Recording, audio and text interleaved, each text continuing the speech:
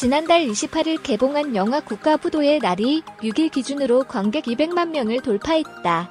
영화는 한국이 1997년 외환위기에 이르게 된 과정을 긴박하게 묘사해 당시 어두운 터널을 직접 경험한 30, 40대 관객들의 기억을 끌어내며 공감을 얻고 있다.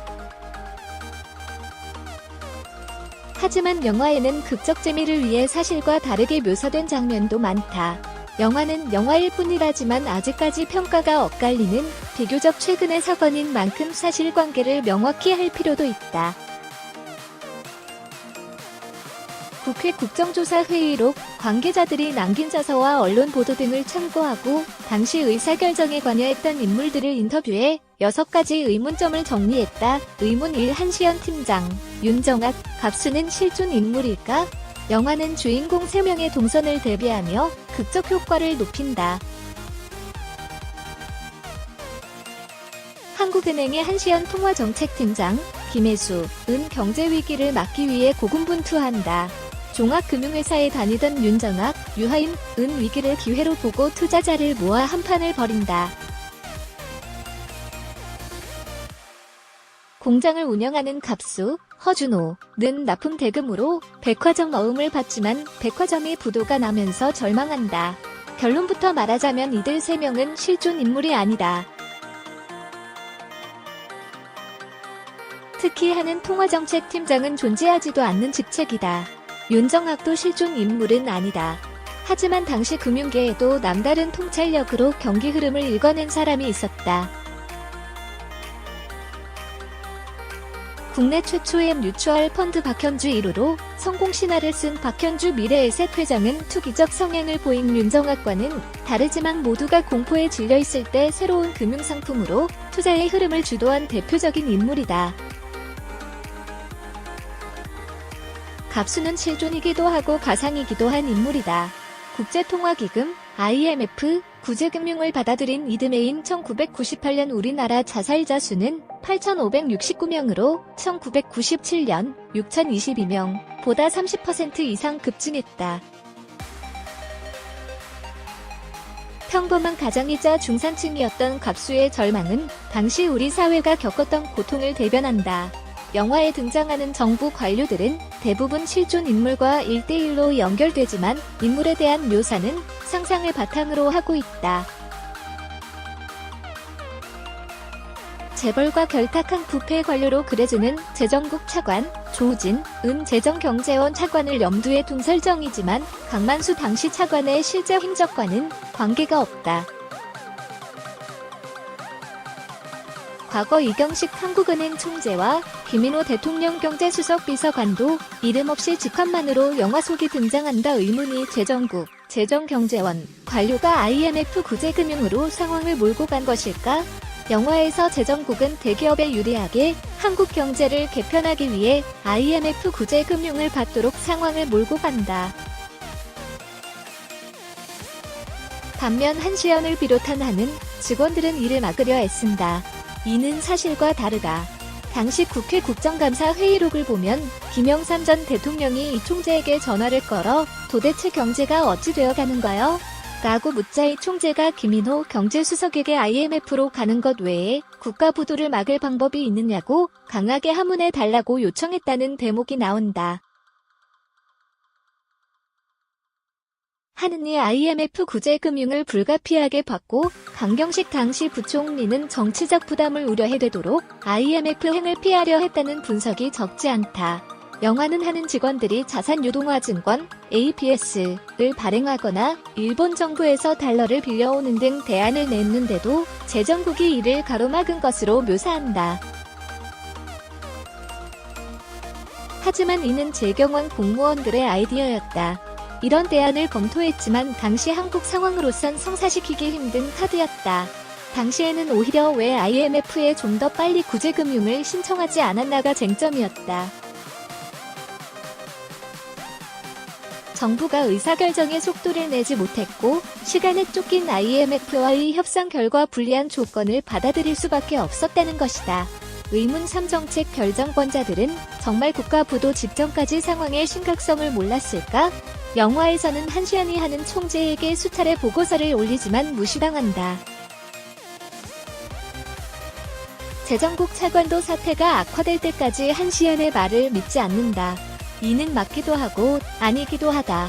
한국은 1997년 1월 한보철당이 부도를 낸 뒤 3월 진로그룹 부도 위기, 9월 말 기아그룹 화해 신청이 이어지며 막다른 골목으로 몰리고 있었다. 여기에 태국과 인도네시아 등이 차례로 IMF 구제금융을 신청하면서 동아시아 외환위기가 현실화하고 있었다. 1997년 7월에는 재경원에서 통화위기를 우려하는 바타와 기아 상의한 문제인가라는 보고서가 나오기도 했다. 태국 통화인 바타 폭락과 부도 위기에 몰렸던 기아 자동차가 서로 연결된 문제임을 부각한 것이다. 이 보고서는 앞으로 통화 위기가 어느 정도 심각하게 나타날 것인가는 우리 정부와 기업에 달려있다고 경고했다. 이 같은 불안감이 높아지자 강 전 부총리는 당시 미국과 유럽을 돌면서 한국 경제 설명회를 열 정도였다. 한국 경제는 펀더멘털, 기초, 이 튼튼하니 안심하고 투자해도 된다는 내용이었다. 부총리가 직접 홍보에 나서야 할 정도로 한국 경제에 대한 국제사회의 불신이 컸다. 그때 정부는 국회에서 금융개혁안을 통과시키는 데 주력하고 있었다. 금융개혁으로 경제 상황을 개선하려는 의지를 보여준다면 국제사회의 신뢰를 회복할 수 있을 것이라는 기대감 때문이었다. 다만 정권 말 레임덕과 야당의 반대로 개혁은 지연됐고 정부는 단기 대응에도 실패했다. 의문사정부는 IMF 구제금융 신청 사실을 숨겨 국민들이 피해를 보도록 방치했을까? 영화는 재정국 관료들이 구제금융을 신청한다는 사실을 끝까지 숨겨 국민들의 피해를 키우고 재벌들에게는 뒤로 이 사실을 알려 이득을 챙기도록 했다는 음모론을 내세운다. 특히 교체된 신임 대통령 경제수석은 IMF 구제금융 신청을 결정해 두고도 기자들 앞에서 당당히 IMF로 가지 않는다고 거짓말을 한다. 정부가 구제금융 신청 여부를 놓고 오락가락한 것은 사실이다.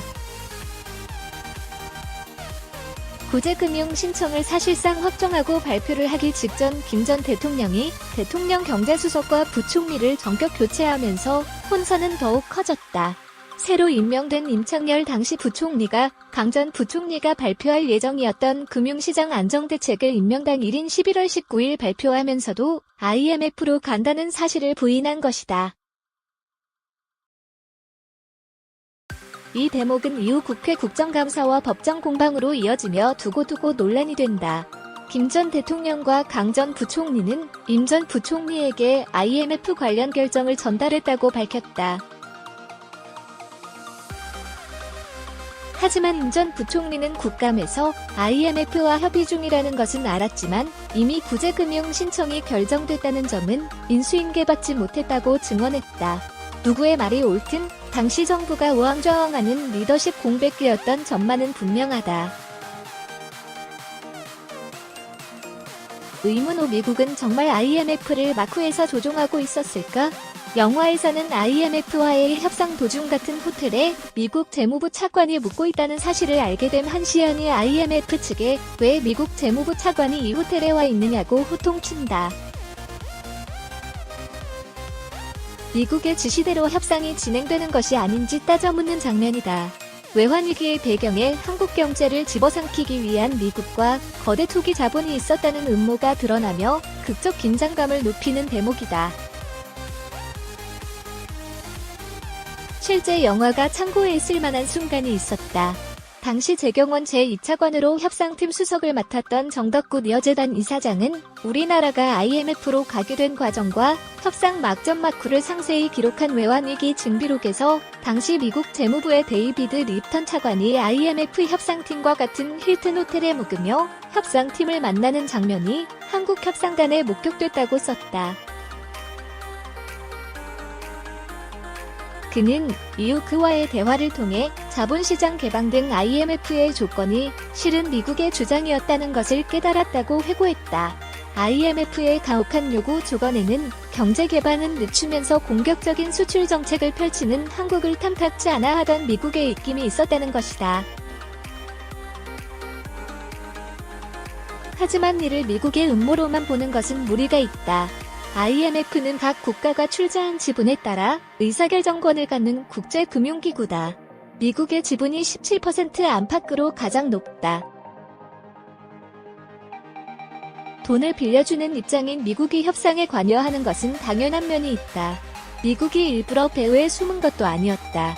주요 협상 파트너였던 스탠리 피셔 당시 IMF 부총재부터 미국 측 인사였고, 티머시 가이트너 당시 미국 재무부 차관보 등 미국 측 인사는 구제금융 신청 전부터 한국을 드나들고 있었다. 미국의 입김에서 자유로울 수 없는 IMF의 무리한 요구로 한국 경제가 과도한 부담을 진 측면이 있지만 모든 것을 음모로만 볼 수는 없다. 의문 6. 현재 경제 상황은 1997년 외환위기를 우려해야 할 정도일까? 영화는 21년 뒤인 현재 한국을 조명한다. 1,500조 원 규모로 불어난 가계대출이 위기의 도화선이 될 거라는 경고를 담았다. 실제 가계부채는 우리 경제의 가장 큰 위험 요인 중 하나다. 금리가 오르면 가계의 이자 부담이 늘어나 도산 위기에 몰릴 수도 있다. 정책 결정권자의 무능, 정치적 리더십의 실종, 금융권의 도덕적 해이 등 영화에 담긴 위기의 원인은 충분히 반면교사로 삼아 되새길 필요가 있다. 다만 현재의 가계부채가 1997년과 같은 위기로 직접 이어질 것으로 보기는 어렵다는 것이 전문가들의 평가다.